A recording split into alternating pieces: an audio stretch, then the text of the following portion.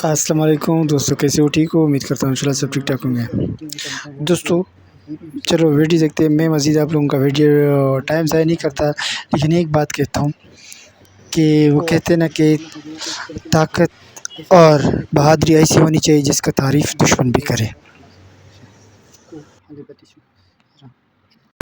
China वगैरह इतने, अब यूएस, अब देखो ना कैसे ट्रम्प ने 2 बार तो इनके आर्मी चीफ को बुला लिया व्हाइट हाउस में, और कितनी उनकी तारीफ कर रहे हैं वो। इस चीज में मत रहो कि ये मिसाइल पाकिस्तान डर जाएगा, ये हेलीकॉप्टर आ गया चाइना डर जाएगा, ये बोलने की बात। सिचुएशन चेंज हो गई सिंदूर और उसके बाद, और हमें भी एक आईना देखने का मौका मिला कि हम बहुत अपनी करते थे कि हमें दुनिया बहुत मान रही है, बट हमें we were left friendless, which is a very sad part. मानने के लिए हमारे मुंह पे सब कह देते हैं वी आर विद यू, पीछे से जाके कोई सपोर्ट नहीं करता। इतने काम करना चाहिए। मैं इतना वॉर मॉन्गर नहीं हूं कि 2 फ्रंट हो जाएगा, 3 फ्रंट हो जाएगा, जब होगा तब देखी जाएगी। कंडेम सबने किया पहलगाम को, बट साथ में उन्होंने हर जगह टेररिज्म को कंडेम किया, बट किसी ने पाकिस्तान का नाम नहीं लिया। चाइना वाले उर्दू नहीं समझते हैं, ना कुर्ता पजामा पहनते हैं, ना बिरयानी खाते, उनका खाना पीना रहना सहना सब अलग है। पाकिस्तान वाले कोई चाइना से उनकी ना लैंग्वेज कुछ भी मिलता नहीं है, लेकिन ये दो इतने घनिष्ठ मित्र क्यों हैं? चाइना और पाकिस्तान की जो रिलेशनशिप है ये higher than mountains, deeper than oceans, sweeter than honey. Bharat को लीड लेनी पड़ेगी, ये दुश्मनियां वगैरह छोड़ के। आज नहीं तो 5 साल 10 साल के बाद हमें रियलाइज होगा कि सबसे ज्यादा पॉपुलेशन हमारे पास है। बहुत से हमारे प्रोजेक्ट हैं जो हम जब सेना में आए थे तब शुरू हुए थे, और हमारी तकरीबन सर्विस पूरी होगी, वो सेटिस्फैक्टरी तरीके से इंट्रोड्यूस भी नहीं हो पाए। तो हमारा दैट मीन्स टेक्नोलॉजी में कहीं ना कहीं प्रोजेक्ट कंप्लीशन में वो हमारी कैपेबिलिटी नहीं रही है। वी मस्ट एक्सेप्ट वेपन्स, क्योंकि हम अपना बना ही नहीं पाए, अपनी राइफल भी नहीं ढंग की बना पाए, है ना। तो वो इंसाज राइफल हमने बनाई, वो फेल होगी, इतनी अच्छी नहीं थी। So we need better close combat के लिए बेटर वेपन, हम जनरली इंपोर्ट कर रहे हैं। वहीं पे अभी जो रिसेंटली ऑपरेशन सिंदूर हुआ, वहां पे पाकिस्तान को चाइना और टर्की दोनों का सपोर्ट मिला। आपको लगता है कि आने वाले टाइम में ये जो 2 फ्रंट वॉर की हम बात कर रहे हैं, क्या कोई ऐसा समय भी आ सकता है कि जो पाकिस्तान है वो चाइना का प्रॉक्सी बन के काम करे, या चाइना पाकिस्तान को एक टूल की तरह हमारे अगेंस्ट यूज करे? क्योंकि जो चल रहा है, जिस तरह का सपोर्ट दिख रहा है उधर, वहाँ तो ऐसे ही लगता है कि यहाँ पे इंटरनेशनल इंटरेस्ट खाली साधे जा रहे हैं। बहुत सिचुएशन चेंज हो गई सिंदूर और उसके बाद, और हमें भी एक आईना देखने का मौका मिला कि हम बहुत अपनी करते थे कि हमें दुनिया बहुत मान रही है, बट हमें we were left friendless, which is a very sad part.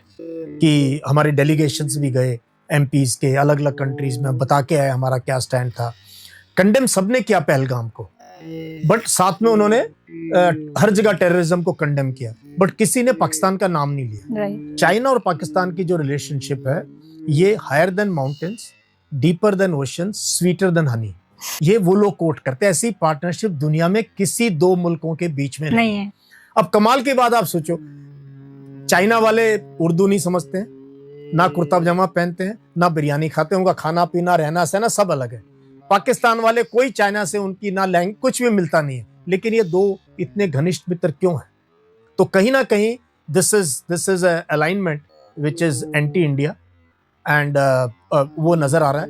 Plus China जो है ना, चाइना बहुत दूर की सोच के काम करता है, तो पाकिस्तान की लोकेशन पाकिस्तान का फेवर करती है, इसीलिए टर्की, अजरबैजान, चाइना वगैरह इतने, अब यूएस, अब देखो ना कैसे ट्रम्प ने 2 बार तो इनके आर्मी चीफ को बुला लिया व्हाइट हाउस में, और कितनी उनकी तारीफ कर रहे हैं वो। तो वो इसलिए कि पाकिस्तान की लोकेशन बहुत जबरदस्त है।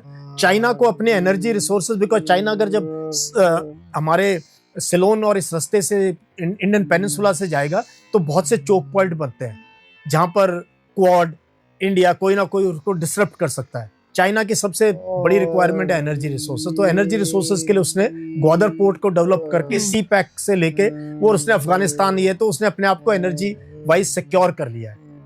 तो that is why China requires Pakistan, Pakistan requires China, because nobody else will give create this kind of. US weapon देगा, सब कुछ देगा, इंफ्रास्ट्रक्चर नहीं क्रिएट करेगा जो चाइना क्रिएट कर रहा है। सो आने वाले दिनों में, बट ये हमारी फॉरेन पॉलिसी का चैलेंज है कि हम पाकिस्तान को कैसे मैनेज करें।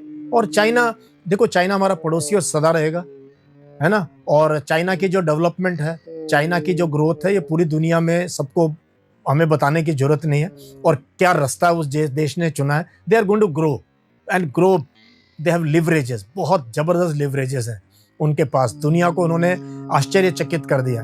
तो now we have made friends with Galwan के बाद अब manage Pakistan and look at Iran and US and other. तो हमें अपने नेशनल इंटरेस्ट के हित में काम करना चाहिए। मैं इतना वॉर मॉन्गर नहीं हूं कि 2 फ्रंट हो जाएगा, 3 फ्रंट हो जाएगा, जब होगा तब देखी जाएगी, उसके लिए we should be prepared.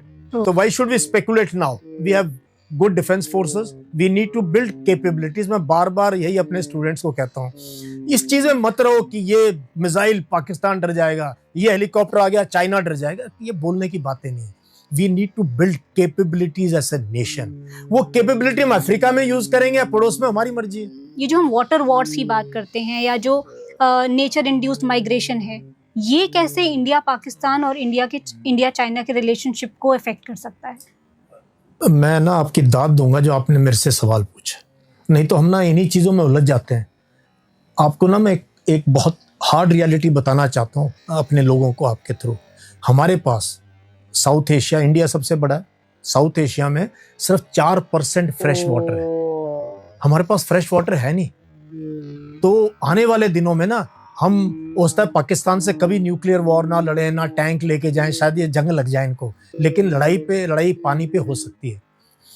China is damming reverse in a manner which nobody has done in history.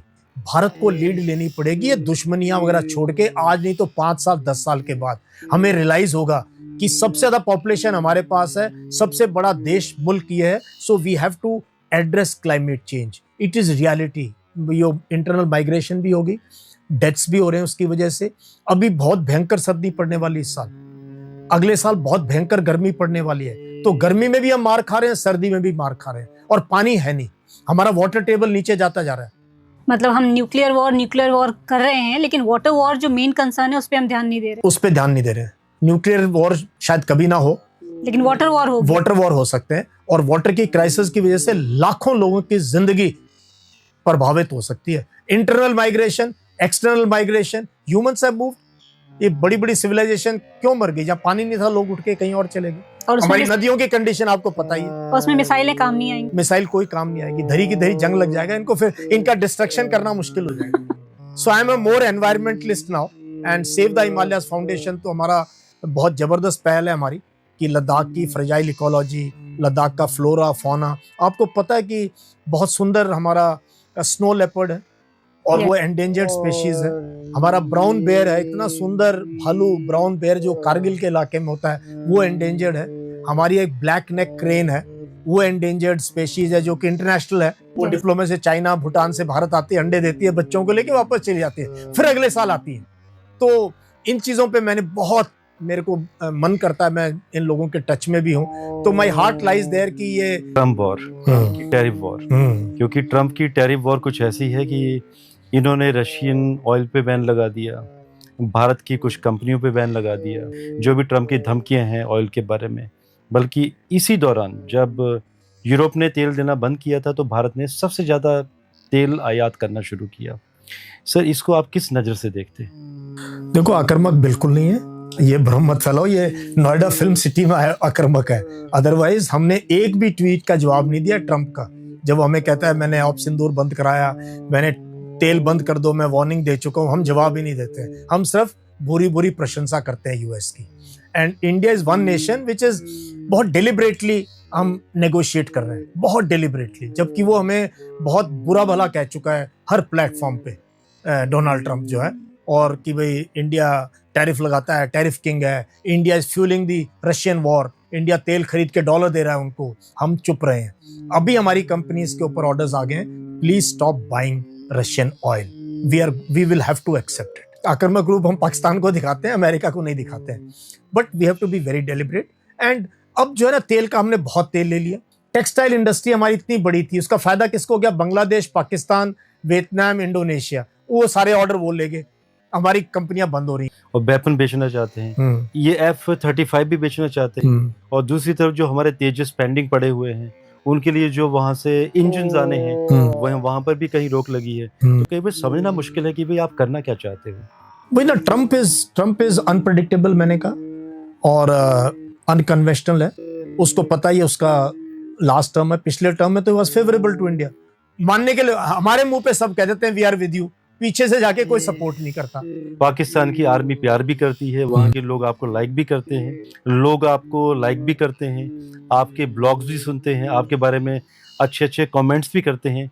मैंने पाकिस्तानी ऑफिसर्स को यूएन में भी देखा था, और ज्यादा मेरा इनके साथ 1-to-1 या इनके साथ रहने का मुझे ढाका में मौका मिला। मैं 1 साल रहा, तो मैं वहां पर 3-4 पाकिस्तानी ऑफिसर्स थे, 1 साल इकट्ठे रहे हैं, खाना खाना, घूमना फिरना, क्लास अटेंड करनी, लेक्चर अटेंड करने, अपनी बात कहनी, ये सारा काम। तो मैंने उनको बहुत अच्छा, ग्राउंड में भी आ जाओ, भी बास्केटबॉल खेल रहे हैं, ये खेल रहे हैं, अच्छा सोशल एज ए फैमिली हम कल्चरल इवेंट कर रहे हैं। हमारी पूरी फैमिली ने बांग्ला सीखी, लोग हम एक ही हैं, एक ही पिक्चर के गानों में शादियां हो रही हैं।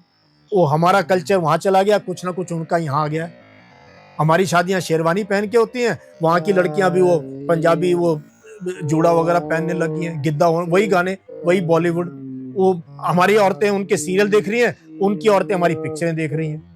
तो ये मतलब दुश्मनी है, बट एक मैंने एक शेर सुना था कभी स्कूल में, दुश्मनी जम के करो मगर ये गुंजाइश ना रहे। दुश्मनी जम के करो मगर ये गुंजाइश ना रहे, फिर कभी दोस्ती हो तो शर्मिंदगी ना रहे। क्या तो, क्या तो घरों में भी होता है, किसी से हो गया तो इतनी भी मत दुश्मनी करो कि कल को चाय पियो या खाना खाओ तो यार क्या कह दिया, मैंने ऐसे नहीं कहना चाहिए था। तो पड़ोसी मुल्क है, और मैं तो वॉर मॉन्गरर नहीं हूँ, और हमारा हित भी नहीं है, बहुत गरीब देश है। मैं यही कहता हूँ बार बार, पहले एजुकेशन ठीक कर लो, हेल्थ ठीक कर लो, सड़कें ठीक कर लें, नौकरियां दे दें, इतनी देश में काम करने के हैं, देख लेंगे।